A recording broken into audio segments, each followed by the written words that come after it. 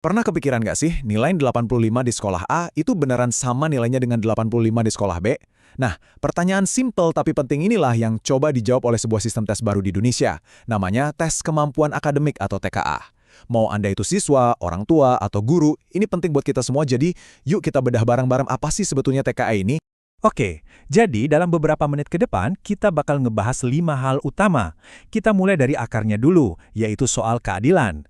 Terus kita lihat TKI ini sebagai solusinya. Kita intip juga dalemannya kayak apa, lihat contoh soalnya, dan yang paling penting, semua ini artinya apa buat kita sehari-hari.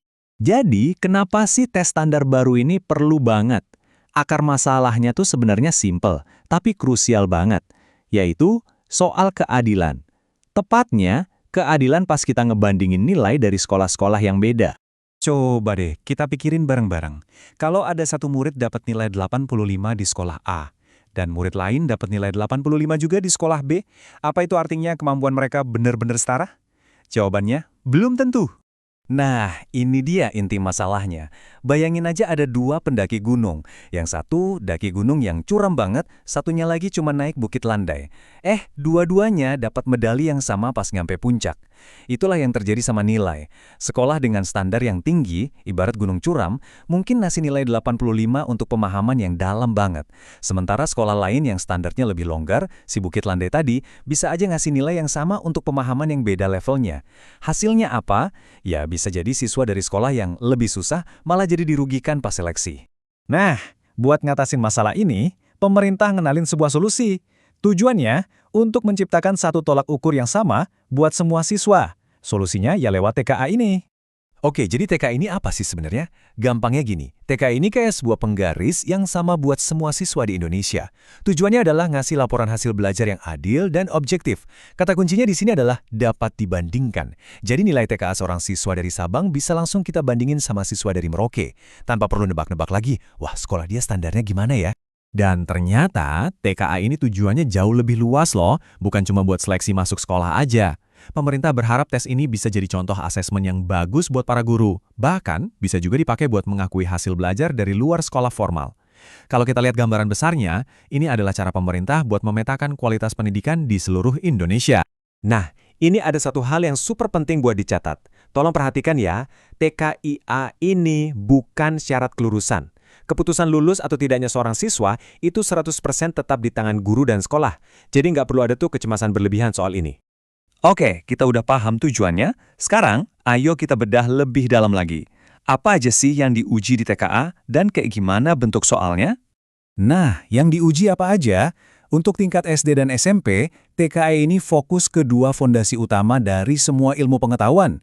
Literasi membaca lewat bahasa Indonesia dan penalaran logika lewat matematika. Kenapa cuma dua ini? Soalnya, kalau dua kemampuan dasar ini udah kuat, belajar mata pelajaran lain apapun pasti bakal jadi lebih gampang.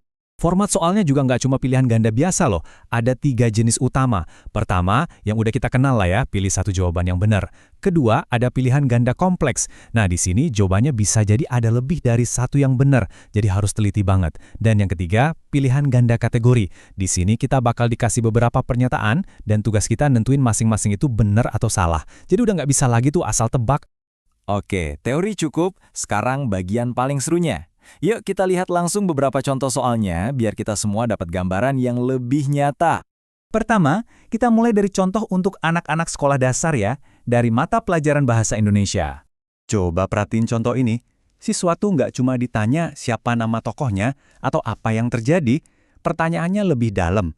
Misalnya, kenapa ya tokoh itu melakukan hal itu?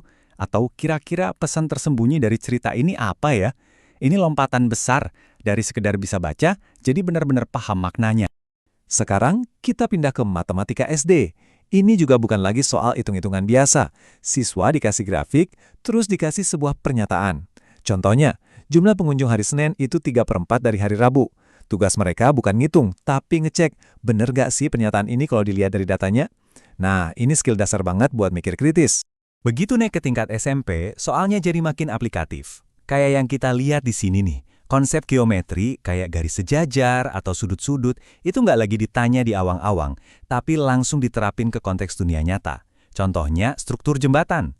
Ini benar-benar nguji kemampuan bernalar dan nyambungin konsep matematika sama dunia di sekitar kita. Nah, untuk bahasa Indonesia tingkat SMP, tantangannya naik level lagi. Siswa disajiin 2 teks tentang topik yang sama, misalnya 2 review online, dan diminta buat ngebandingin keduanya. Mana yang lebih bisa dipercaya, mana yang gaya bahasanya lebih formal. Ini kan kemampuan yang kita pakai tiap hari di zaman internet sekarang, yaitu milah-milah dan ngevaluasi informasi dari banyak sumber. Oke, setelah kita lihat semua tadi, pertanyaan terbesarnya pasti, terus apa artinya ini semua buat kita? Nah, mari kita rangkum poin-poin pentingnya. Jadi pesan utamanya apa? Buat para siswa, simple. Lupain hafalan mati, mulai sekarang banyakin bertanya kenapa dan bagaimana. Buat para orang tua, ingat ya, skor ini cuma satu potret, bukan keseluruhan album tentang kemampuan anak Anda. Dan buat para guru, ini semacam undangan untuk membawa semangat penalaran TKA ke dalam setiap pelajaran di kelas, bukan cuma pas mau ujian aja. Pada akhirnya, TKIT ini bukan sekedar sebuah tes. Ini adalah sebuah upaya untuk menciptakan bahasa akademik yang sama, supaya setiap siswa bisa dinilai dengan lebih adil. Tapi pertanyaannya bukan cuma apakah tes ini bakal berhasil, pertanyaan yang lebih penting adalah, siap gak sih kita, siswa, guru, dan orang tua, buat beradaptasi dengan cara belajar dan berpikir yang baru ini? Karena bisa jadi, masa depan pendidikan kita bergantung pada jawaban dari pertanyaan itu. Terima kasih sudah menyimak.